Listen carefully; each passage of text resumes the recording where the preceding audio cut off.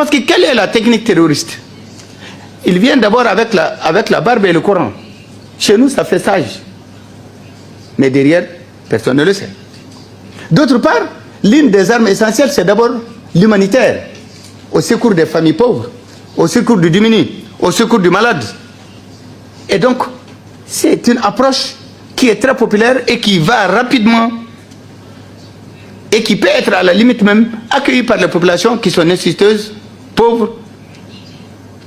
Et donc c'est ainsi que nous avons décidé le développement. Depuis un moment et depuis quelques années, eh bien des menaces nous sont venues du Maghreb. Trouver d'autres menaces également qui ont existé dans cette grande bande. Ces menaces, c'est d'abord le trafic de cigarettes qui était courant depuis longtemps. Il y a eu le trafic d'armes. Il y a eu le trafic de la drogue qui s'est consolidé et qui est devenu un des chemins de passage pour quitter l'Amérique latine, tomber sur les côtes de l'Afrique de l'Ouest, traverser l'Afrique de l'Ouest, passer un peu partout, et aussi dans la bande sahélo-sahélienne, pour alimenter le Maghreb, le Proche-Orient, le Moyen-Orient et l'Europe. Et ensuite, qu'est-ce que nous avons? Nous avons des bandes terroristes, qu'il faut appeler par leur nom, intégristes, qui également, aux vagues de ce qui était, parce que pendant une bonne période, ces pays ont été distraits par leurs propres problèmes politiques internes et ont eu d'autres points. Et pendant tout ce temps, quelques petites menaces qui étaient là se sont consolidées et se sont renforcées. Et il y a également des groupes qui transportaient des gens à partir du continent africain pour les amener dans le paradis européen.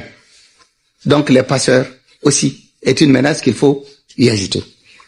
Donc c'était une zone faible, une zone fragile.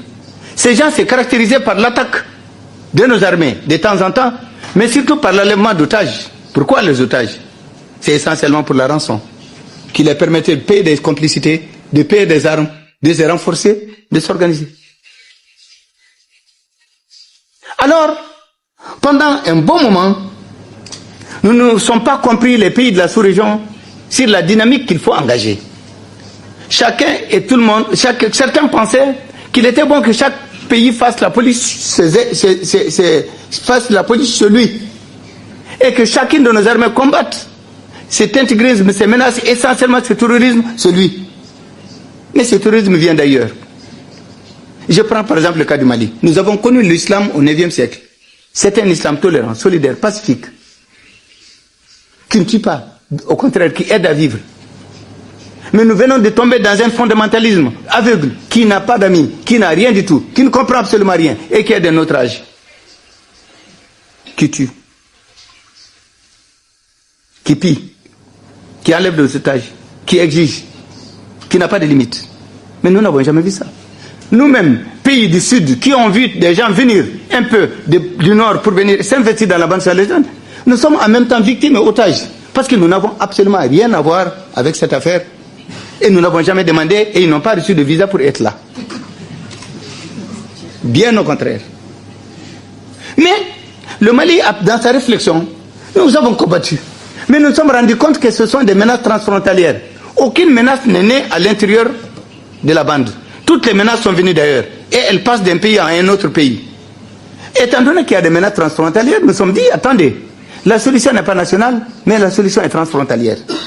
Et je pense que c'est cela qu'il faut travailler. Pour ça, depuis 2006, le Mali a demandé l'organisation d'une conférence des États riverains au niveau sommet chef d'État pour dégager une vision et pour dégager une stratégie et pour combattre ensemble. Nous n'allons pas nous asseoir à dire à chacun non, c'est vous qui êtes responsable, non, c'est vous qui êtes responsable. J'ai dit non, nous sommes tous responsables. Parce que ces gens, nous ne les connaissons pas. Ils sont venus d'ailleurs, nous ne les avons pas demandés. Et s'ils partent demain, ça nous fera plaisir. Parce qu'ils sont venus perturber notre économie, perturber notre tourisme, perturber nos images. Nous n'avons absolument rien à voir avec eux. Heureusement que l'impact intégriste n'a pas porté fruit sur nos populations. Mais le banditisme qu'ils ont importé, ça oui, parce qu'il y a un gain facile dans toute cette bande de combien de kilomètres. Alors, nous avons demandé la réunion des chefs d'État que je n'ai pas pu obtenir. Parce que les autres, et certains avaient une autre lecture différente de la mienne. Mais, à la limite, et avec les difficultés qui s'accentuent, et des forces terroristes qui se renforcent, les gens ont fini par comprendre, excusez-moi, et ils se sont mis d'accord qu'il fallait cette conférence.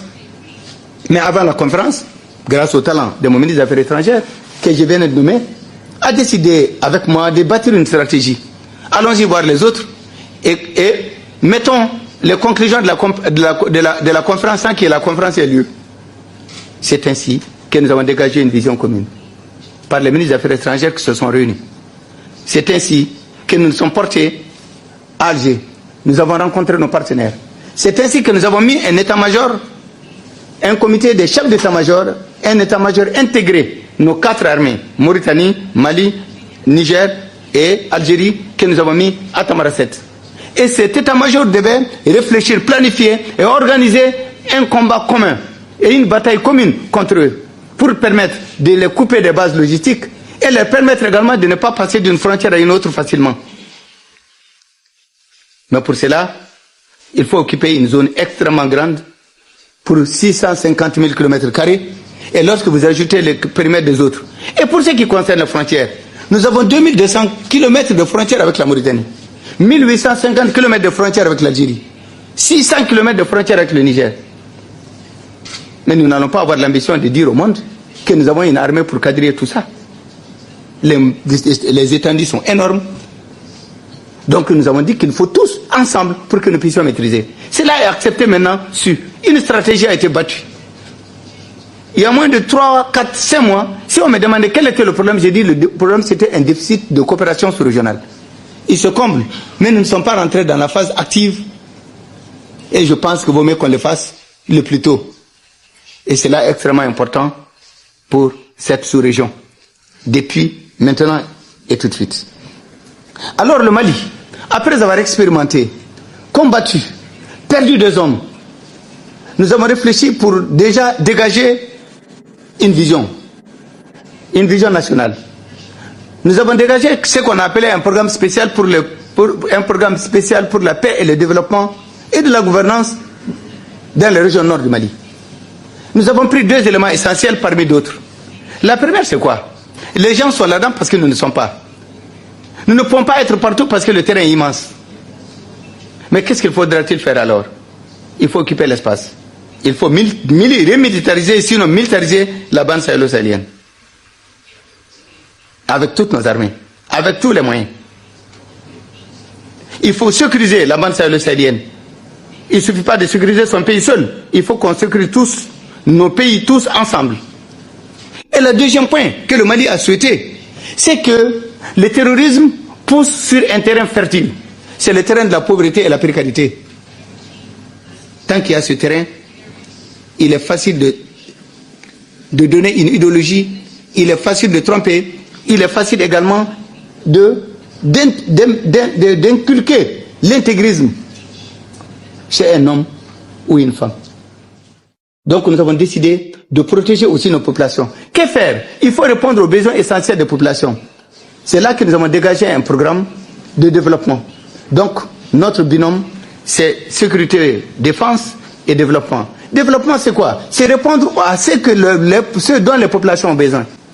Centre de santé, école communautaire, école nomade avec cantine scolaire, puis à grand diamètre, puis revenus. Et surtout de quadriller et de faire en sorte que les jeunes qui sont nombreux aient une alternative. Un jeune qui est là, il fait l'élevage. Avec les sécheresses endémiques, sur 3 ans, nous avons 2 mauvaises saisons de pluie et une moyenne. Pas de pâturage. En 1 an, ils perdent tout. Il faut recommencer l'année suivante. Donc, c'est des jeunes gens qui ont une autre mentalité, qui sont plus nombreux, qui ont en quête du bien-être. Alors, si vous ne les offrez pas des alternatives honnêtes et crédibles, ils vont s'embarquer dans n'importe quelle aventure. L'essentiel et le plus important pour eux, c'est d'avoir un revenu pour se marier et vivre. Donc, c'est ainsi que le PSBDN, que nous avons soumis au Parlement européen, qui a été accepté et soutenu par les pays tels que les Pays-Bas et les autres, nous permet aujourd'hui de dégager une politique dans le cadre de la lutte, oui, mais il faut surtout le développement pour pouvoir atténuer certains. Nous avons bien commencé. Mais voilà qu'il y a la crise libyenne. Personne ne peut contester au peuple libyen sa lutte pour son émancipation et la démocratie en Libye. Personne ne peut le faire. Nous l'avons fait, nous. Et pour quelle raison? Le déni à d'autres. Ça, c'est un point qui ne se discute même pas. Mais cependant, la Libye est un magasin d'armes. Presque tout le monde est armé et il y a beaucoup d'armes et de munitions en réserve. La révolution populaire qui s'est déclenchée a fait en sorte que les magasins d'armes et tout le reste, chacun est venu prendre ce qu'il voulait. Et peut-être que ceux qui étaient en train de combattre pour la liberté, il y a d'autres qui étaient venus combattre pour aller vendre. C'est ainsi que dans la bande sahélo-sahélienne s'est dissimé un certain nombre d'armes de tout type, de tout genre et de tous les calibres. Les armes se vendent facilement.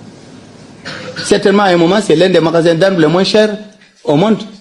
Et la variété des armes est énorme. Anti-aériennes, pièces d'artillerie. Mais ce n'est pas croyable ce qu'on peut trouver dans cette bande. Et toutes ça, ces armes sont venues renforcer les capacités agressives de toutes les menaces dont je viens de vous parler. Parce que chacune de ces menaces se protège, s'organise. Et maintenant, ils étaient armés. Maintenant, ils sont très armés.